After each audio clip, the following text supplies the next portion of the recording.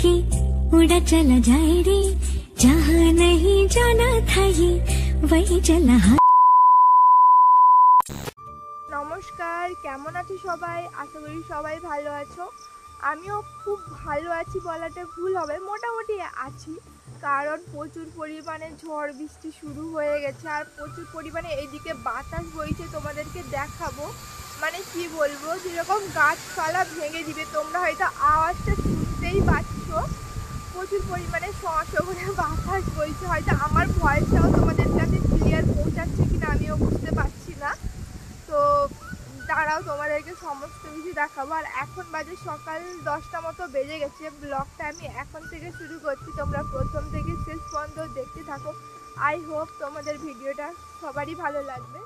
হয়তো সবাই ভোট দিয়েছো, বাট আমিও ভোট দিয়েছি দেখো।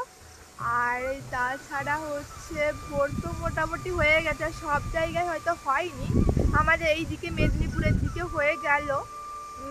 তো যাই হোক, ঠিকঠাকভাবে হয়ে গেল, কোনো মারপিট আরও বা কোনো কিছু অসুবিধা অবশ্য হয়নি, আর এদিকে হয়ও না। আর কিন্তু যেভাবে বাতাসের তাণ্ডব চালিয়েছে, কি হবে পরিস্থিতি সেইটাই শুধু সবাই চিন্তা ভাবনা এইদিকে। কারণ আমরা তো গ্রামে থাকি, আর প্রচুর পরিমাণে তো ঝড় বৃষ্টি হওয়া মানে কি বলো তো, গাছপালাটা তো ভর্তি আছে সেই কারণে। আর আমার ভয়েসটা একটু ঠান্ডা, মানে কি বলবো, বৃষ্টি হচ্ছে তো একটু ঠান্ডার জন্য বসে যাচ্ছে। তো ঠিক আছে, তোমরা সবাই একটু অ্যাডজাস্ট করে নিও। চলো পুরো ব্লগটা দেখো।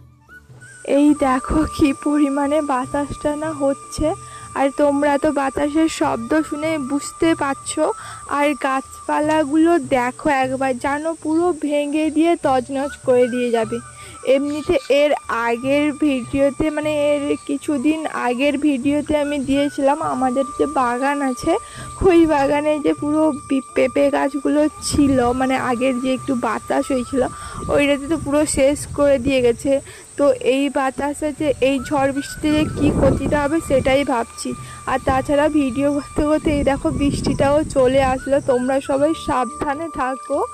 তাছাড়া তোমরা যে এই দেখতে পাচ্ছ জ্যান্ত মাছ, এই মাছটা কিন্তু বাবানের সকাল সকাল সকাল বলবো না, মানে ভোরের বেলা না, এটা পুকুর ঘাটে ঘাস ছিল, তো বাবা ওইটাকে ধরে দিয়েছে। বাবা বললো ঝড় বৃষ্টির দিনে বাজারে তো মাছ উঠবেই না, কেউ আসবে না, তো এমনি রান্না করার মতো সেরকম কিছু ছিল না মাছ, তো ওইটাই ধরেছিল। আর দুপুরে কিন্তু ওইটাই দিয়ে রান্না করেছিলাম। এই দেখো, একটা টক করেছিলাম, একটা ভাজা করেছিলাম, আর একটা লাউ ডাঁটা দিয়ে বাবা বললো পেঁপে দিয়ে একটা ঝোল করতে, তো ওইটাই কিন্তু আমি রান্না করেছিলাম। আর আমরা যেহেতু বাড়িতে সবাই কম জনই থাকি, তো সেই কারণে কিন্তু আমরা রান্না করে কিন্তু, মানে আমি আর মামুনি রান্না করি, তো রান্না করে কিন্তু সবাই একসঙ্গে খাওয়া দাওয়া শেষ করে ওই একটুখানি ঘুমিয়ে পড়েছিলাম। তারপরে কিন্তু আমার একটা পার্সেল আসছিল, তো ওইটা থেকে ফোন এলো, তো ঘুম থেকে উঠে ওইটা কিন্তু আমি আনতে গেছিলাম বিকালে।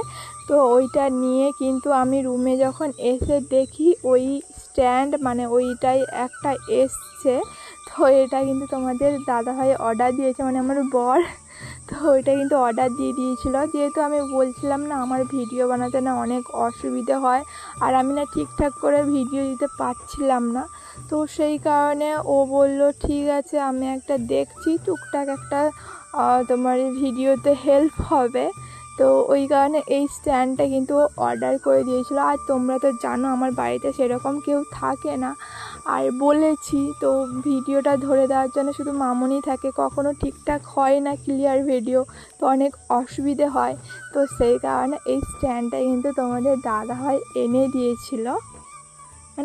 দিয়েছিল, মানে অর্ডার করে দিয়েছে আজকে। তো ওইটাই আমি তোমাদেরকে দেখালাম আর কি।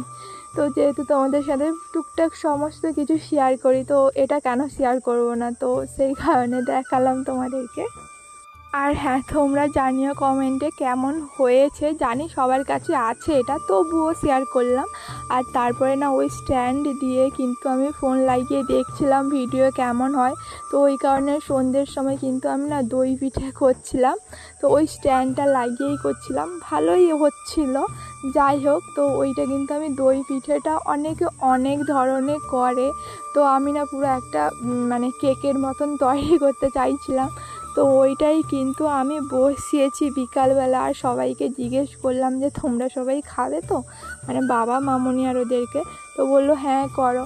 তো ওইটা আমি পুরো কেকের মতো বসিয়ে দিয়েছি। আর এমনিও তো দেখতে খুব ভালো লাগছে, আরও একটু ড্রাই ফ্রুট দিয়ে আরও সাজালে মানে ওপরেরটা খুব সুন্দর লাগতো। আর যেহেতু ভালো হয়েছিল টেস্ট, সবাই কিন্তু খেয়েও বললো কিন্তু দারুণ হয়েছে। আর তাছাড়া বাবা বিকালে খেতে খেতে মানে পিঠেটা খেতে খেতে বলছে যে একটু চিকেন নিয়ে আসলে হয় না, এই ঝড় বৃষ্টির দিনে মানে একটু সন্ধ্যের সময় একটু কম ছিল, তো সেই কারণে বাবা না চিকেন নিয়ে এসেছিলো। আর ওইটাই কিন্তু রান্না হচ্ছে। দেখো বাবা আমাকে বলছে যে বেশি কিছু করো না, শুধু সাদা প্লেন ভাত আর চিকেন।